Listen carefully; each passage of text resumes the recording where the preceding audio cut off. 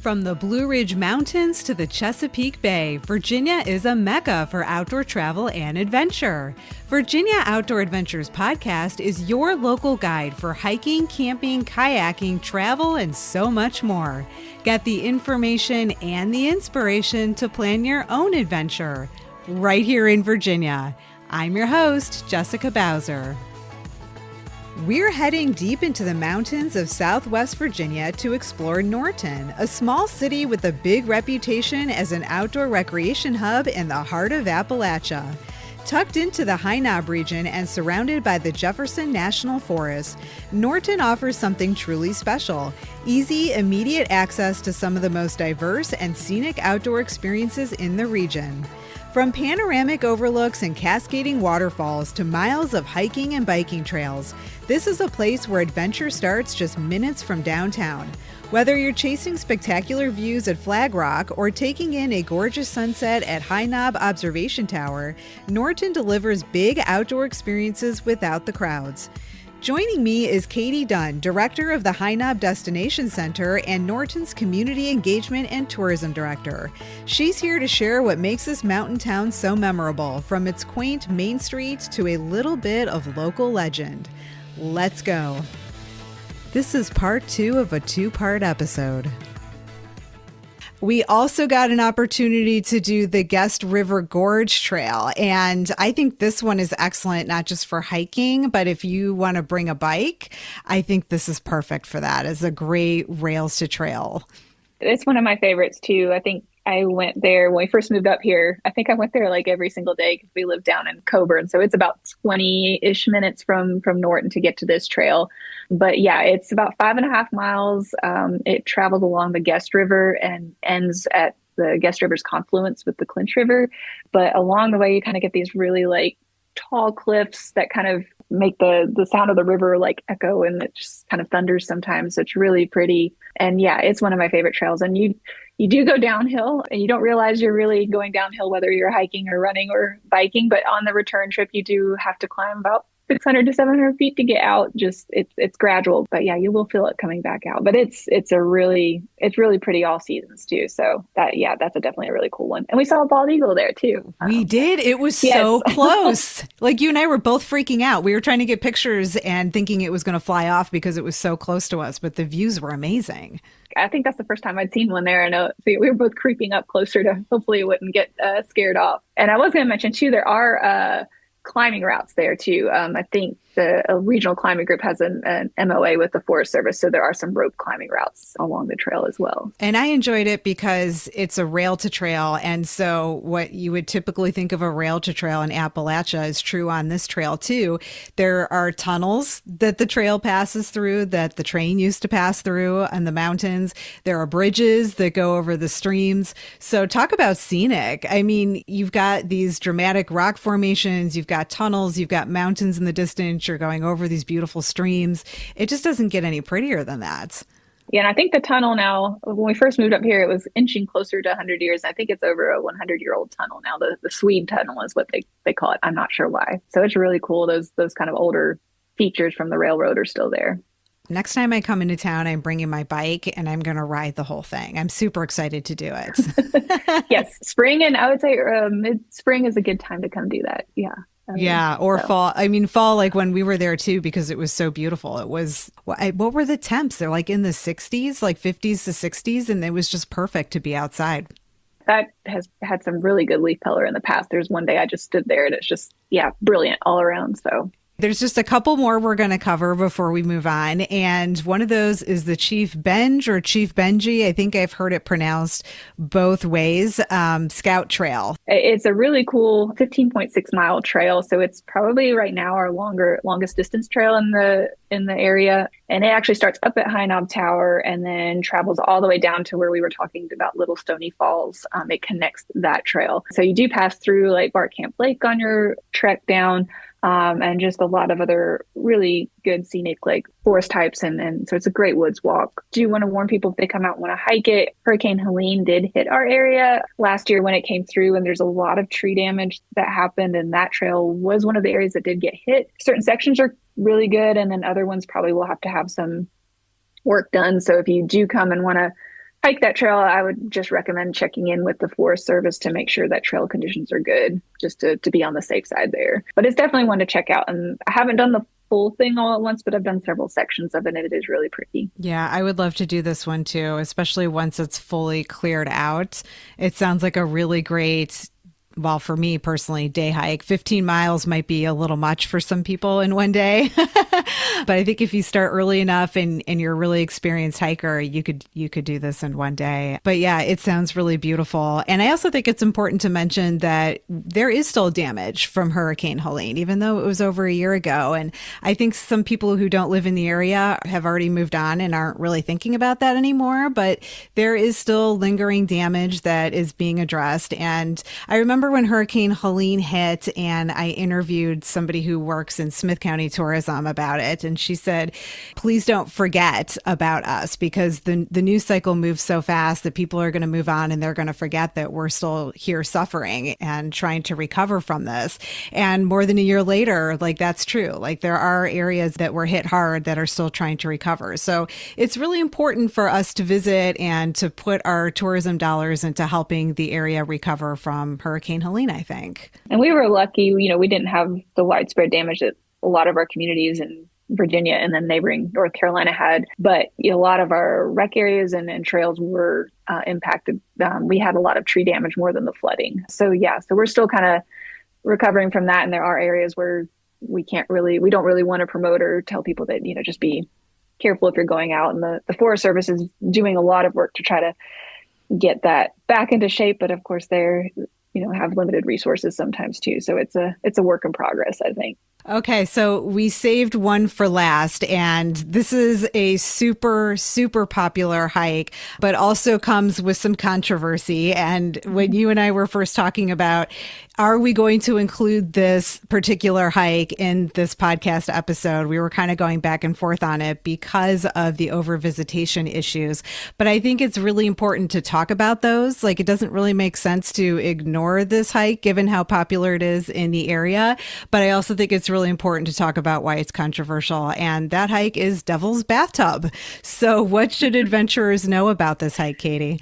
Devil's Bathtub it's probably about a 40-minute drive from Norton. It's only 11 miles from Norton, but you do go over through some gravel roads and everything there to get there. It is a really pretty trail. You do hike out to what people call the Devil's Bathtub, which is a very deep, clear pool, and it is really pretty. Social media craze took off with it several years ago, and then we started getting like overvisitation, people getting out on the trail that maybe should not have been out on the trail, so that was putting a strain on our volunteer EMS crews having to go out on the trail, rescue people.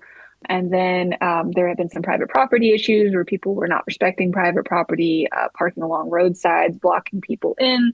So kind of all the things that you see in sort of a nightmare story about a trailhead that you kind of see in other places as well, not just here. But there has been work done through a lot of groups that have helped reroute the trail. So you used to have, I think, about 13 stream crossings, and they've cut those down to kind of make it a little bit safer.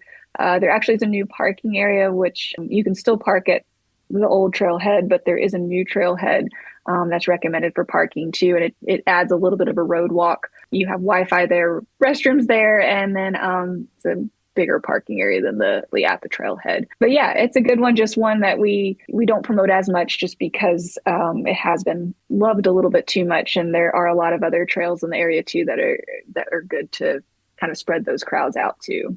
So over the years, I have seen Devil's Bathtub all over social media and being promoted by different groups. And I just couldn't bring myself to do it, right? Like, I was just too concerned about promoting an area that's already overcrowded and suffering because of the overcrowding. So I've avoided it all these years. But then you and I went, and I was surprised that it wasn't busy. There were some folks there, but it wasn't a lot. And the stream crossings I thought were interesting because going in October, the water level was really low, so it was manageable. But I can only imagine what it would be like to try to cross those when the water level is really high, especially after a rain or in the spring. Like, I would think you'd probably have to roll your pants up to your thighs to get across all of these stream crossings. Is that accurate? One time we went before I went with you and it was up to my knees. You do have issues, especially when we get thunderstorms, like summer thunderstorms of flash flooding events. I can't remember how many years ago this was, but we actually made CNN's news site because there are 20 stranded hikers out there that got out across the stream crossings, and then a flash flood came with a thunderstorm, and they couldn't safely get back across. So these streams don't look bad if you're there on a good day, but if the water levels start rising pretty quickly and there's swift water, it is pretty dangerous for you to try to be crossing those. And so that is one thing, when people do come to do this trail, you do need to check the weather forecast, and you can even reach out to us here at the High Knob Destination Center or to Scott County and just ask how are water levels. Have you gotten a lot of rain, just to make sure you're getting out there and prepared for what you're going to find. Yes, I think that's really important. It's also important to know where you're going, because you could take a trail directly to Devil's Bathtub, or there's a much longer loop trail. And I actually had a couple people tell me that they made the wrong turn and ended up doing this huge loop and didn't realize it, and were out there past dark, or were out there longer than they thought they would be, or they were confused. They didn't know where they were. Being prepared with the map and understanding where you're going is especially important as well. We do have Clinch Ranger District maps, so those show all the Forest Service trails, and this is also a Forest Service trail. You want to know where you're going. A lot of places out here, you don't have cell service, no matter the carrier. I have Verizon, and Devil's Bathtub, I don't have service there, but it's something to expect when you're kind of coming out here. At most places, you may have very little to no cell service, so you do want to let people know where you're going, and you want to make sure have read up on all the trail details that you can before you hit the trail. I give credit for the new parking lot that was built with the Wi-Fi in the bathrooms. It's got picnic tables, so it's a much more relaxed place. You feel like you could get on the trail a little more prepared, but you do have to hike up the road. It does add some time and some distance to the hike. I thought the hike itself was just gorgeous, but I think what surprised me the most, and I heard people say this to me long before I did the hike, is that the bathtub itself, like you see these pictures of it on social or on magazines or like tourism brochures, and you think it's going to be this big grandiose thing. And it's like this small hole in the ground. It's so underwhelming. Do you remember when you said, that's it? And I said, no, it's not. I was like, that can't possibly be it. But it was it. It's just like this kidney bean shaped hole in the rock with water flowing through it. And I was like, really? I mean, it's neat, but I just can't imagine that like this social media craze just went completely nuts and all these people came here to see this. Oh yeah. And I'm not knocking the bathtub. It's pretty. The trail there is pretty, but it's crazy to me how much that took off. And then people were posting photos of a Devil's Bathtub in Ohio, I think, too, and saying that was here. And then people think it's, a manicured trail. You won't have any rocks and roots, but it is a pretty rocky, rooty course. Even I'm a pretty experienced hiker, and, my ankles are going to hurt after, my feet are going to hurt after, and you can roll your ankle pretty easily, no matter your level of hiking experience, too. So it's not something that you hop out of the car at 3:00 and decide it's something to do. You need to prepare and plan ahead for sure. I agree. I mean, it is Appalachia, right? It is the mountains. So like be prepared for those things. I thought the hike was lovely. I have no regrets. I'm really glad that we did it. There are waterfall views. You've got some dramatic cliffs. There's streams. I mean, it's really, really pretty. I enjoyed the entire thing from start to finish. And it makes me sad sometimes that we live in a society where people think that the only reason to hike is to get to an Instagram worthy spots, and that's it. And to me, I feel like they're missing the point. I think that hike is really beautiful from beginning to end, and it's definitely worth doing as long as you are mindful of the impacts that you might be having. The Forest Service is a good resource to contact there, or the destination center if you do have like specific questions about the trail, how to get there. It is out there too, so do your due diligence before you get out there. Yeah, like going during off-peak times and checking water levels in advance, coming prepared, 10 essentials, all of that. And also respecting the residents. The people who live around that area are dealing with hikers coming through their yards all the time. So like just be mindful that these people live there, right? And you don't want to be disrupting them or causing problems for them. I don't know about recently, but there were some instances with the property owner there that people were using the restroom on their property, picking flowers, parking on their property, and then kind of acting like it was their right to do so. And I think there was one time too that somebody blocked in a Forest Service vehicle and was just going to leave it there. And he was like, you're going to get a ticket. So you just be respectful when you get out there too. We're all trying to share the same space, and yeah, some of us live in the places you're wandering. So yeah, that's absolutely true. And there's plenty of other hikes too. So if you decide you don't want to do this or you don't need to do this, like lots of other options. Oh, for sure. Yeah.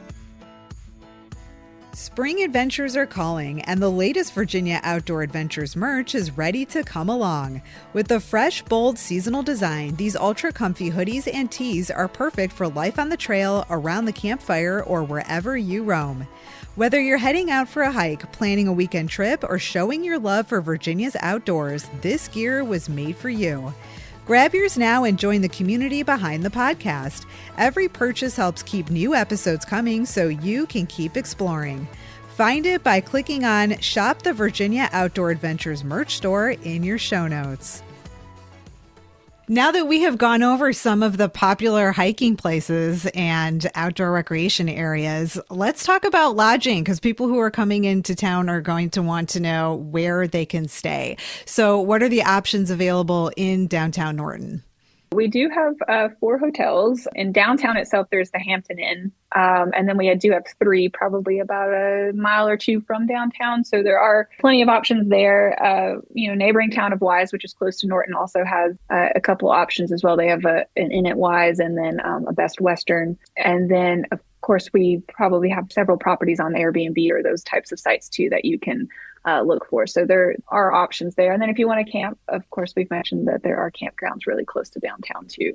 And that Hampton Inn is like right on Main Street. So if you're staying there, you can walk to the restaurants. And nobody's paying me to say that. I just happened to notice that it was very conveniently located.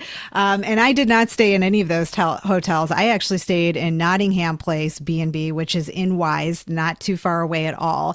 And that was so charming. It's a historic, beautiful house in Wise. The owners, Ben and Kim, restored the rooms. There's private baths, and just getting to know Ben and Kim was like an experience in and of itself, right?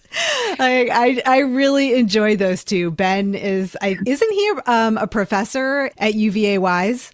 He is, yeah. He teaches in the theater department over there. So they're both lovely people and will make you feel more than welcome for sure. So. Yes, and Kim is a retired theater person and just fell in love with the house and wanted to buy it. And it just, if you're going to stay there, like carve a little bit of time out on your first day to meet Ben and Kim, because Ben is from the area. Like he is a local, but has lived in other places and then chose to come back. And they are so invested in the community, and they know everyone and they know everything that's going on. And they're very interested in making sure that they prop up their community and the town, and just getting to know them and to listen to some of their stories. We were sitting like in the foyer, I guess it's called, like right where you walk in the front door, and there's this huge grand staircase up to the second floor. And we were just sitting there with the cats coming through, and I was listening to them tell me all kinds of stories. I mean, when we sat down, it was bright and sunny in there. And by the time I stood up to go get dinner, because I was hungry, it was dark. I mean, they were just so lovely and welcoming. And if you want to really start to get a feel for the area, they can help you get oriented really quickly. Yeah, you definitely want to meet Ben and Kim. They're awesome and help out with a lot of the community events too, and are very much community minded and just all around great people. And I just wanted to go into a couple more details about the camping options. You said Flag Rock Campground and High Knob Recreation Campground. Are those all first come, first serve, or is there a reservation system? So right now they're all first come, first serve. And Flag Rock, you can tent camp, and they also has electric hookups. So if you do have an RV and are comfortable driving up some narrow, curvy roads, you can RV camp in there as well. And I think I mentioned like High Knob's probably better for tent camping instead of like RV camping. But yeah, those are two within a couple miles or about 4 to 5 miles from downtown Norton. And then I think also there's a handful of cabin rentals and Airbnb options if you look for them. Yeah. If you get on there and look up Norton or Wise or some of the other communities, they'll probably pop up with several options there as well. Okay, so let's dive into dining and local flavor, because this is always one of my favorite parts of doing these Adventure Town episodes is talking about local dining, because there's always some really interesting places. So what are some must-try restaurants in Norton, Katie? Of course, I mentioned Woodbooger Bar and Grill, and it has a very Woodbooger themed decorations and then a huge menu that you can choose from. So a lot of people do enjoy that. We also have Mi Finca, which is a Mexican restaurant and also great to try. And then we do have Alfredo's, which is an Italian restaurant, and Dear Osaka, which is a Japanese restaurant. And those are all pretty close together on one end of town. And then there is a pizza place, Dough Maker's Pizza, which has really good pizza. And it's kind of on the other side. Yeah, it is really a good pizza place. So those are kind of our main ones in downtown, and all are worth a try for sure. And the Woodbookers you've got to just stop by to see some of their decorations in there too. So yeah, it's like a sight to behold. You walk in and you're like, where am I? and even before that, you walk through the front door, like there's a giant Woodbooger statue outside that I, of course, had to take a selfie with. But it's a fun local joint, and you can't miss it. When I told people I was going to Norton, they're like, oh, are you going to the Woodbooger? And I'm like, how do you know that? It's just like the place that everybody knows to go to. And their menu is enormous. We had a hard time deciding what we were going to have. Yeah, you can spend probably about 20 minutes just looking through all the options in there. So yeah, and the food was good. I really enjoyed it. And the Mexican, you can't go wrong with some margaritas, right? Oh, yeah, for sure. Yes. Especially after a long hike. So Dough Maker's Pizza, I was really impressed with, because as a vegetarian / lazy vegan, I can't eat meat because of alpha-gal. And so I was like, okay, I need a really good veggie pizza. And man, did they deliver. I mean, I was like, dang, you guys, like this is one of the best veggie pizzas I've ever had, and the service was fantastic. Yeah, there's a lot of good options for sure in downtown to choose from. Where should visitors stop for coffee or breakfast? So I would recommend Lincoln Road Coffee Lounge. So it's located in downtown Norton as well. And they're open all day. So if you want coffee in the morning and then need another fix after you get off the trail, it's a good place to go. And they do serve some smaller breakfast items as well. And so it's one of my favorite places to go in the morning before work or before getting on the trail. So. It's a very cute little coffee shop, and they have seasonal options, which I thought were fun. I had a hard time choosing between all the pumpkin spice, this and that, and and some other things that I'm not remembering off the top of my head, but very unique and fun. And I think I had avocado toast or something like that, which is like one of my favorites. So I was a very happy camper inside Lincoln Road Coffee Lounge. And then how about places to relax after a hike? Anything unique? So I will recommend one place that's, if you do like wine, we do have a winery and a vineyard, and it's in the neighboring town of Wise, and it's actually been built on a reclaimed mine land. So they've built their vineyard on that. They produce a series of wines, and they have hard cider as well. And it's really pretty where their setting is. So you could even, sit inside or sit outside on their small patio and enjoy a glass of wine. And I think we were up there close to sunset, and it was a really pretty evening too. So I'd recommend going to Mountain Rose Vineyard for sure if you're looking to relax. And then of course, if you like beer or neighboring Big Stone Gap, they do have a brewery down there, Big Cherry Brewing Company. So that's another kind of place with some local flair to get a drink if you're craving something extra after a hike. Mountain Rose Vineyards was a nice surprise. I wasn't expecting to see grapevines on reclaimed mine lands. I thought it was also really nice that the owner took time out of his day to give us that tour. I mean, that was the nicest part of it. And I think one of the things that I love about doing these episodes is when people get really excited when I come into town, because they just want to share the things that they love and are passionate about in their hometown with me. And so I felt like he was giving me and you a lot of that love, right? Like he was taking us up the hill and through the vines and showing us all the different things. And we also went through the winery itself and saw where the wine was being made. And, we got to ask questions about the process and where they ship to and who buys from them and all those things. And it's really cool to see a local product like that being made available across Virginia to people. And it's also just a really nice place to relax and to have a nice glass of wine. They're great at telling their story too. So if you do stop in, definitely ask about their history there. It's a really cool story. Yes, and family owned as well.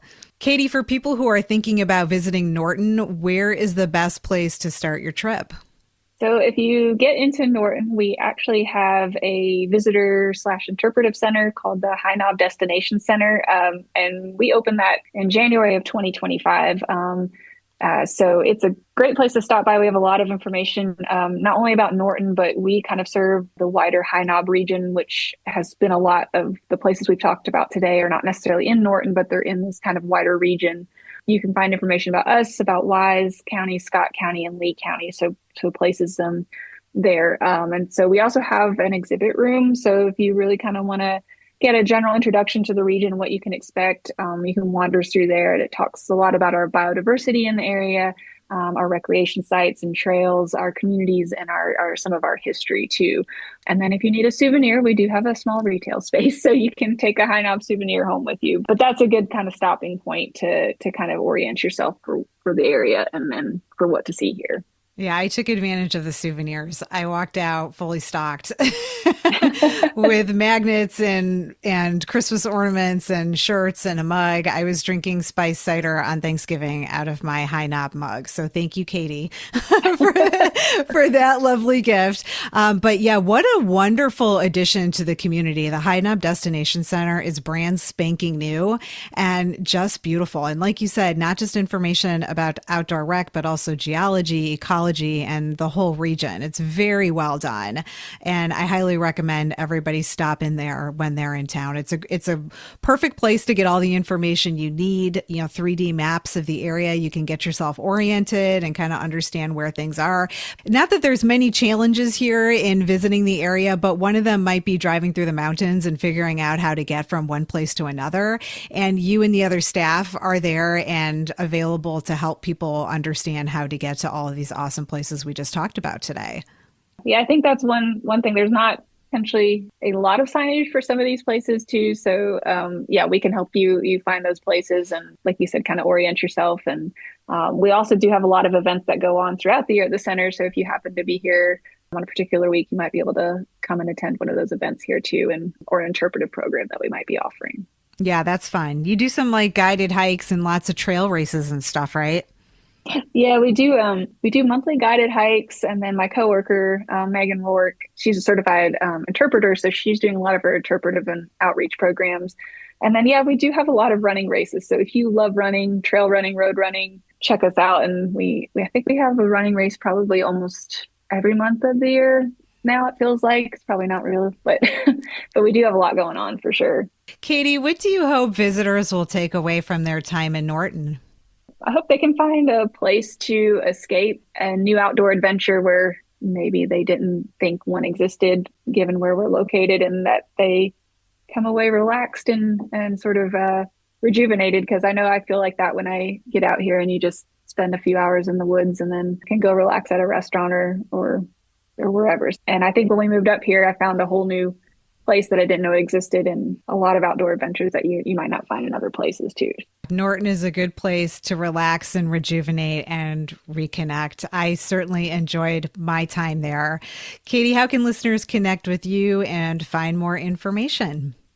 Yeah, so we do have social media, Facebook and Instagram, and I think you're going to include those handles for people. I will, in the show notes, so people should check their show notes for those. And then we do have a website, explorenortonva.com. And then you can also contact me at the Destination Center by email or by phone as well. Perfect. I will put all of those links plus your email and your phone number in the show notes. If anybody wants to ask questions as they're planning their trip, they can reach you and find more information on all the socials and the website. Katie, thank you so much for hosting me in Norton. It was a lovely, lovely experience. I cannot wait to get back to the Heart of Appalachia. And I appreciate all that you did taking me around town and also being a guest on this podcast and helping our listeners plan their next visit to Norton. Well, thank you so much. It was really fun showing you around and then also talking today, and excited to have more people hopefully coming out here and visiting us too. Yes, I will see you on my next visit. Adventure on. Virginia Outdoor Adventures is inspired by and supported by listeners like you, which is why your messages and feedback mean so much to me. You can text me directly by clicking on Send Jessica a Text Message in your show notes. I answer questions, respond to comments, and share your feedback on the show. Never miss a new episode. Sign up for my email newsletter and receive my listener resource guide with the top podcast episodes, a Virginia Outdoor bucket list, and exclusive brand discounts for my listeners. Click on newsletter sign up in your show notes or visit virginiaoutdooradventures.com. Thanks for listening. Until next time, adventure on.